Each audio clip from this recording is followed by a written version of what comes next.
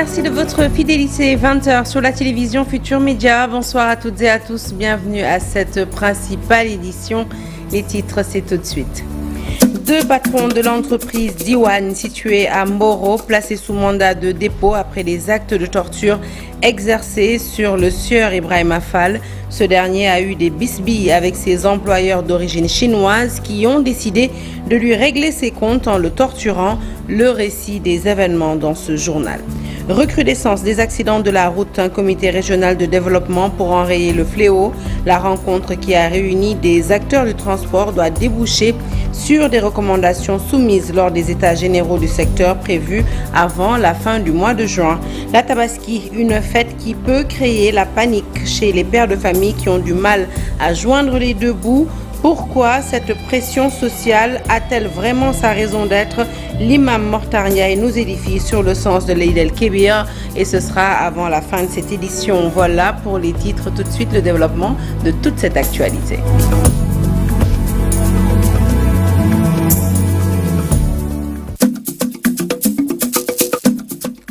Bonsoir à toutes et à tous. Un journal que nous ouvrons tout de suite avec Mboro Diwan où un acte de torture défraie la chronique.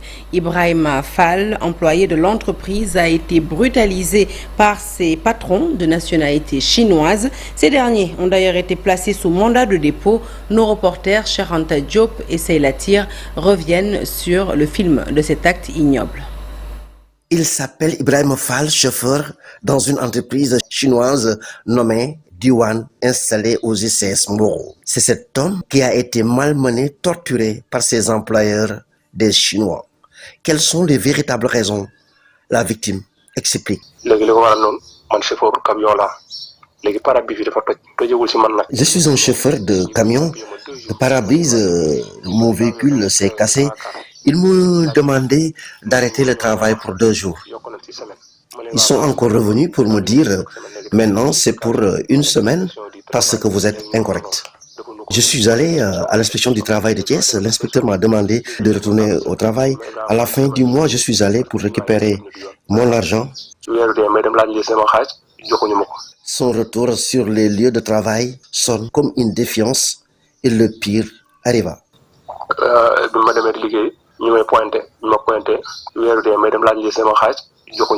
Ils ont attendu jusqu'au lundi 10 pour m'appeler afin de me remettre l'argent à condition que je signe un document dont j'ignore le contenu, ce que j'ai refusé.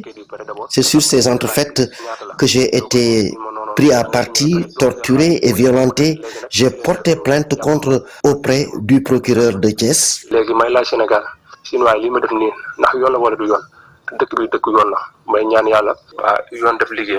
La victime demande que justice soit faite. Pour l'instant, les mises en cause sont en garde à vue à la gendarmerie de Mboro. La justice sénégalaise est bel et bien indépendante. Affirmation de magistrats en atelier de formation sur la déontologie judiciaire. Un atelier qui se tient à Saly présentement. Ces magistrats pensent toutefois qu'elle peut et doit être améliorée en corrigeant les quelques imperfections qui peuvent déboucher sur des conflits parfois. La formation est organisée par le réseau africain de formation judiciaire. Ce réseau regroupe 19 pays dont le Sénégal qui en assure la présidence actuellement. Je vous propose tout de suite d'écouter le magistrat Madame Bagay, directeur général du Centre de formation judiciaire du Sénégal. Il nous en dit plus au micro de Ndeye Tidien et Mamadou Gueye. Le défi, c'est d'améliorer l'image de la justice au Sénégal.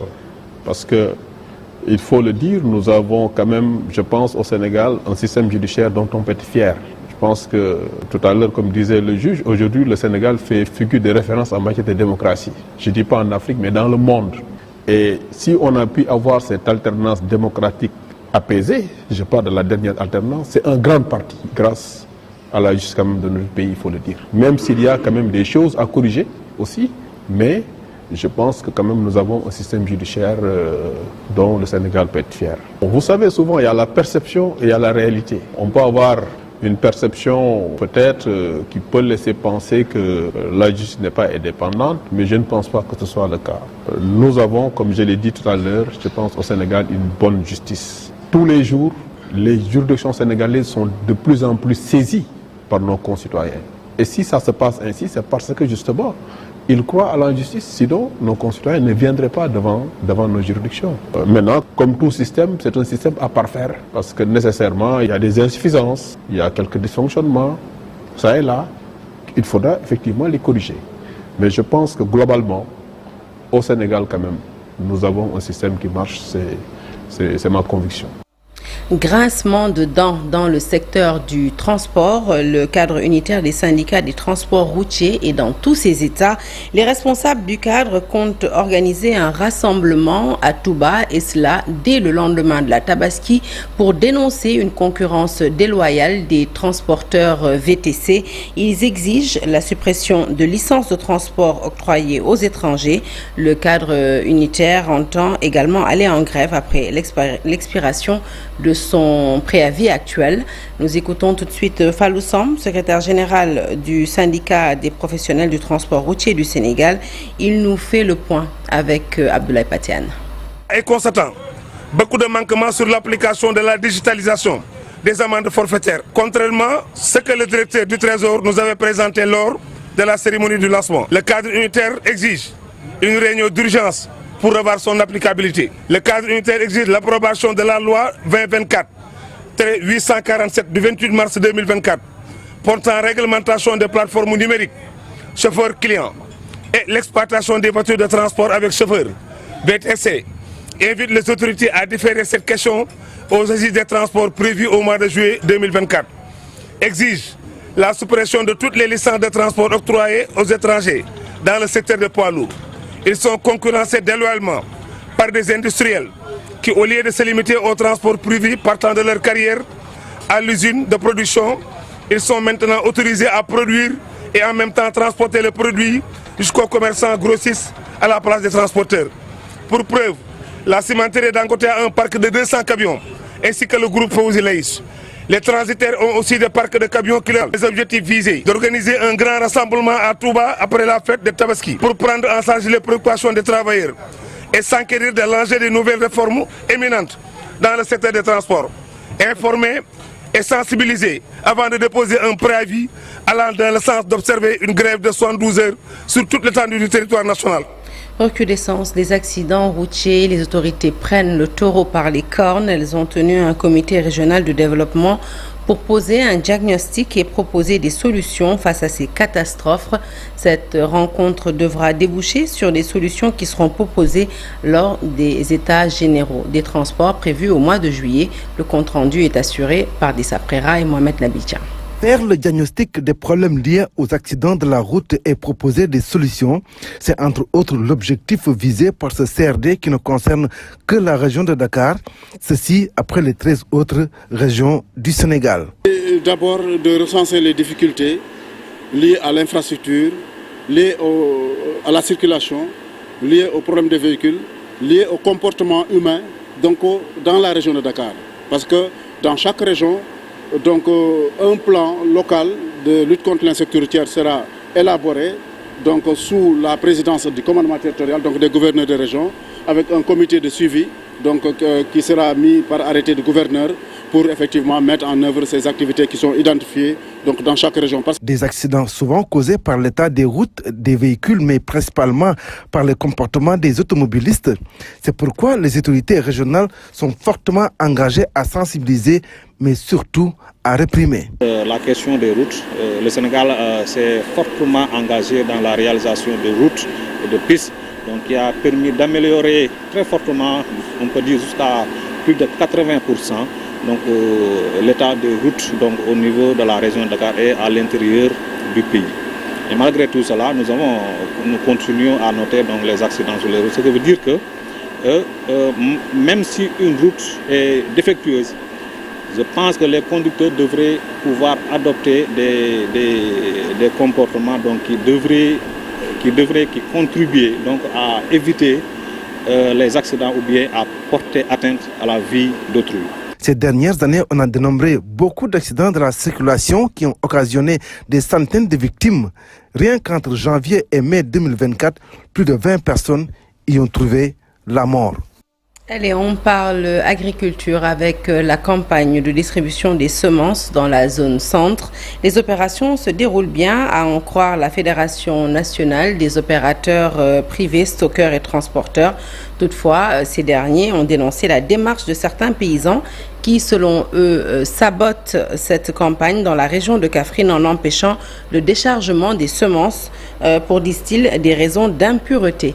Nous écoutons tout de suite Chertal, il est président de la Fédération nationale des opérateurs privés et stockeurs de la zone centre. Il nous en dit plus au micro d'Ousmane Diem et Tcherno Diallo. Ça se déroule bien, à part cette localité, tout se passe bien. Tout se passe bien au niveau national. On a commencé à réceptionner un peu partout. Mais là-bas, à Kaffrine, c'est là-bas qu'il y a problème. C'est là-bas que vraiment il y a quelqu'un qui s'appelle Ba, je ne sais pas, qui est là-bas, qui est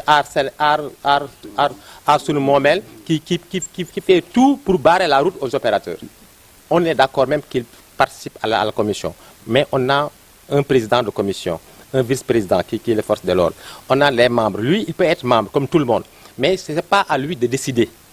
C'est pas à lui de décider. Il appartient au président, au vice-président, aux forces de l'ordre, aux producteurs et à tout le monde d'examiner, de voir la qualité des graines. Si ça leur convient, on va décharger. Mais ce n'est pas à lui de prendre un sac, d'aller là-bas dans un coin et dire qu'il y a 10 kilos, il y a 3 kilos, il y a 15 kilos. Ce n'est pas ça. Ce qu'il faut surtout dire, c'est que tout le problème, ça se situe au niveau de la région de Kaffrine.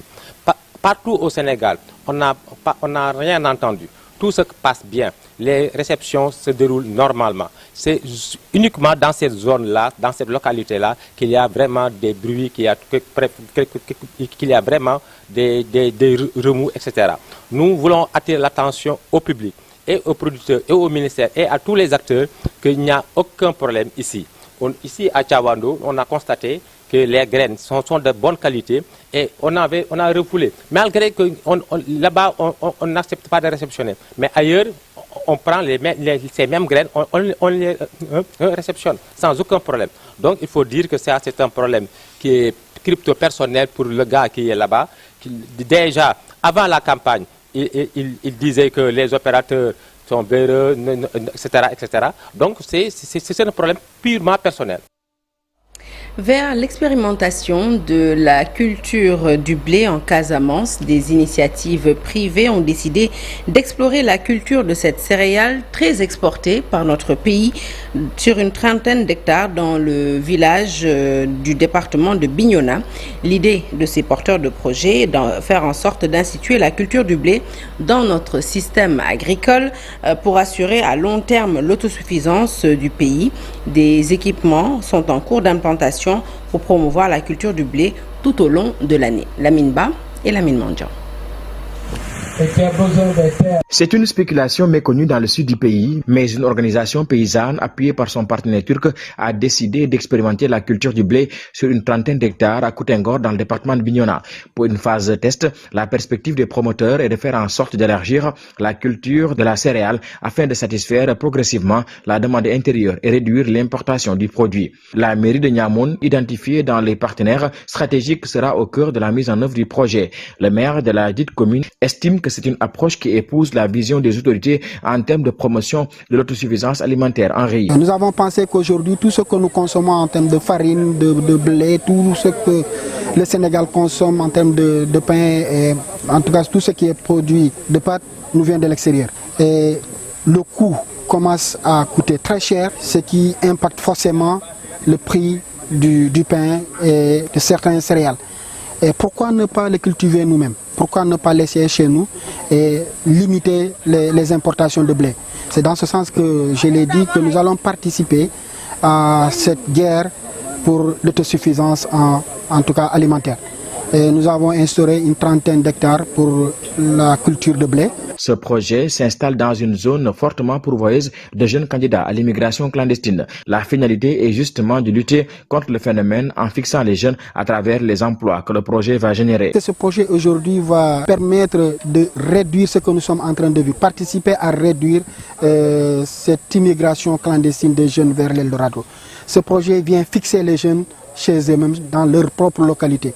Toutes les conditions qu'ils auront besoin aujourd'hui pour travailler la terre ailleurs, ils peuvent trouver ces conditions ici. Ces jeunes peuvent devenir, et ces femmes peuvent devenir des millionnaires à partir de leur propre terre qu'elles vont exploiter maintenant. Moi, je l'ai dit, mettons en avant quand même cela, parce qu'aujourd'hui, les ambitions de l'État aujourd'hui, c'est de réduire, c'est vraiment de combattre ce fléau-là. Pour combattre ce fléau, il faut investir. Et ces jeunes qui quittent la Casamance, ces jeunes qui quittent le Sénégal pour aller vers l'Eldorado, c'est pour aller travailler la terre. Mais ce sont ces conditions qu'elles n'ont pas chez eux et qui quittent ici pour aller trouver ailleurs. Mais si on les met dans ces conditions favorables de travail, les jeunes vont rester et ils vont travailler. Les promoteurs comptent imprimer des pratiques culturelles innovantes pour révolutionner la culture du blé. Parce que le blé, c'est un produit qui est très nécessaire quand on en a besoin. Là, j'aimerais le tester cette année et si ça passe, je ferai une grande cantine l'année prochaine. Et on compte bien agrandir, faire 2 saisons. La pluie, après la pluie, on fera en novembre à décembre une autre saison. On est prêt de mettre des forages, des mini-forages pour travailler toute l'année. Il n'y a pas de stop, quoi. On n'est pas là pour l'hivernage. On est là, on va instaurer le projet et que le projet soit entendu partout. La réalisation d'un tel projet requiert au préalable l'acquisition de la ressource foncière nécessaire. Mais là-dessus, le maire de Niamey rassure que des mécanismes ont été développés pour y arriver sans contrainte majeure. Allez, nous quittons le sud pour le Saloum, plus précisément à Kaffrine, et c'est pour parler santé. Sur place, l'hépatite B, le diabète et l'hypertension artérielle sont en train de faire des ravages. Plus de 250 personnes ont été dépistées au poste de santé de Kachot. Selon le médecin-chef du district sanitaire de Kaffrine, le docteur Kwadi Kanfo, eh bien, un dispositif va être mis en place pour sensibiliser davantage la population et assurer un meilleur suivi de ces pathologies. Il s'exprimait en marge d'une journée de consultation gratuite organisée par l'amicale des infirmières et infirmiers chefs de poste du district sanitaire de Kaffrine. Le voici au micro de Ndeawa Bey et Mam Gorwidan. Fort de ce constat que les infirmiers chefs de poste, l'association en tout cas l'amicale, a bien voulu organiser cette journée pour vraiment aider les populations du département de Kaffrine. En termes de bilan, il faut dire qu'au total, environ plus de 250 personnes ont été vues. On a pu avoir 12 cas d'hyperglycémie. Ça ne veut pas dire qu'ils sont diabétiques, attention. Ils ont en tout cas des chiffres qui sont élevés par rapport à la normale. Le taux de sucre dans le sang est élevé. Il faudra véritablement, je sais que le suivi se prépare, il faudra qu'on suive ces patients pour voir effectivement, est-ce qu'effectivement il s'agit d'un diabète. Parce qu'une hyperglycémie seulement ne veut pas dire diabète. En dehors de cette hyperglycémie, nous avons également fait, en tout cas ils ont fait le dépistage pour voir l'antigène HBS. Parce que quand on sait que dans le Saloum, dans le Ndoukoumane, on a beaucoup de cas, n'est-ce pas, d'hépatite B. Et le fait d'avoir également un antigène HBS positif, qu'on appelle porteur sain, ne veut pas dire que vous avez vraiment la maladie. Mais quand même, on a eu à dépister au moins 17. Ce qui donne une incidence vraiment de 6,5%. Une incidence, c'est le nombre de cas vus, le nombre de cas positifs par rapport au nombre de cas vus. À côté de ça, nous avons l'hypertension artérielle, n'est-ce pas? On a eu 119 personnes qui ont des chiffres tensionnels élevés sur les 258 qu'on a vus, ce qui donne une incidence qui environne les 46%. 116 enfants circoncis, ce qui est énorme. Donc dire simplement que vraiment c'est une activité d'une importance capitale qui aide, n'est-ce pas, les populations du département de Kaffrine à pouvoir se prendre en charge. Et je vous l'annonçais en titre, la Tabaski, une fête très attendue, mais une fête qui peut créer la psychose chez certains pères de famille. Entre achat du mouton et confection de tenues, la préparation de la fête finit par leur donner leur tournis. Alors pourquoi toute cette pression sociale a-t-elle vraiment sa raison d'être? Quels sont les objectifs et le sens de l'Aïd el-Kébir? Réponse dans ce reportage, il est signé Abdoulaye Diop. Alassane Ndiaye espère trouver le mouton qui plaira à sa famille dans ce daral situé au parking du stade Léopold Sédar Senghor.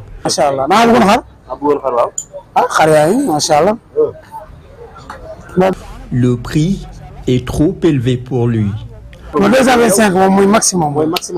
L'éleveur lui explique les raisons de la cherté des moutons.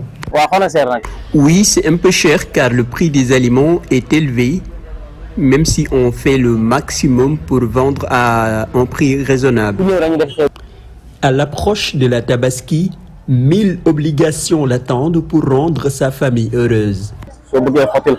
Nous devons également acheter des habits pour nos enfants et nos femmes, ainsi que des oignons et tout ce qu'il faut pour le repas du jour de la Tabaski. Et ça, un seul salaire ne peut pas couvrir ces dépenses. La Tabaski est très lourde pour les pères de famille. Comme beaucoup de Sénégalais, ils ressentent une grande pression à l'approche de la fête. Mairie de Dakar offre des bourses de 40 000 francs CFA à près de 7 000 personnes pour les aider. C'est une direction qui s'occupe de ça. Ils font une enquête pour identifier les personnes qui sont le plus dans le besoin et leur offrir ces bourses-là qui vont les aider pour la Tabaski. Mais qu'est-ce qui explique cette pression sociale pour les pères de famille ? Les enfants s'intéressent qu'à ce qu'ils veulent et certaines femmes aussi doivent comprendre leur mari. Mais malheureusement, avec les réseaux sociaux, c'est devenu une tendance. Tout le monde veut porter les plus beaux habits et les publier sur les réseaux. C'est vraiment un lourd fardeau pour le père de famille.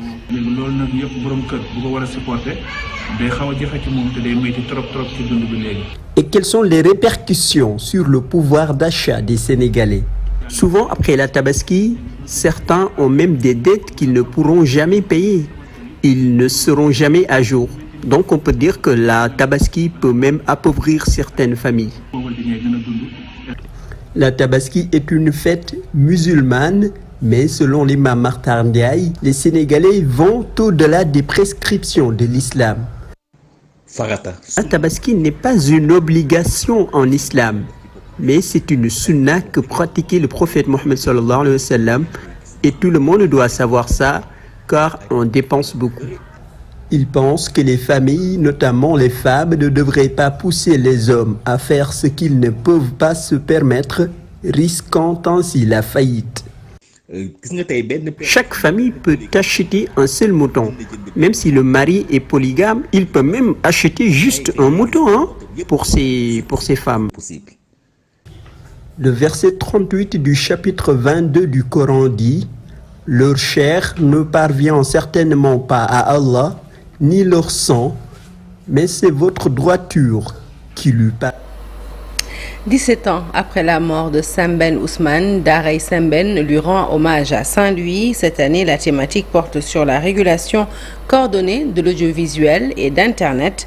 Pour Dr Maignan, cela va permettre de se pencher sur les avantages et les inconvénients de l'outil.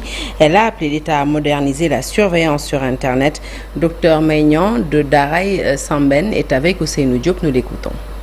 À la mémoire de Sembène Ousmane, nous avons déjà rendu hommage à Sembène Ousmane avant son décès en 2007. De rendre au peuple ce que Sembène a conçu à titre de développement personnel et de développement socio-économique. C'est pour donner la parole à la jeunesse et la thématique de cette 17e édition porte sur la régulation coordonnée de l'audiovisuel et de l'Internet, un impératif en Afrique. Pourquoi? Pourquoi? Parce que nous sommes des enfants du numérique et à plus forte raison, la jeunesse vit la civilisation du numérique. Alors, est-ce qu'il faut laisser comme ça en disant que l'Internet est une fenêtre ouverte sur le monde? Nous, Darey Sembène, Maison de la pédagogie de l'image et du numérique, nous disons non. Nous avons, moi qui suis spécialiste en audiovisuel et didactique de l'image. Allez, en sport, on s'intéresse au Scrabble et notamment à la Fédération sénégalaise de Scrabble sous l'égide de la nouvelle équipe donc de la Fédération. Un tournoi à 3 équipes s'est joué. Celle de Thiès portée par Lamine Baragay est sortie vainqueur d'une compétition qui va s'internationaliser. La fédération organisatrice en a profité pour révéler ses premiers chantiers, à savoir intéresser plus les enfants et les femmes à la discipline. Le compte-rendu est signé Cheikh Sadibou Diarra et Amadou Ba. Lamine Baragay de Thiès vainqueur suivis de Pape Matar Gueye du Point E et de Christophe Ndaw de Cité Keur Gorgui, sont montés sur le podium du premier tournoi de la nouvelle équipe de la Fédération sénégalaise de Scrabble francophone, élue au début de ce mois de juin. On a mis en place ce club depuis 2021 et depuis lors, on a joué pas mal de tournois avec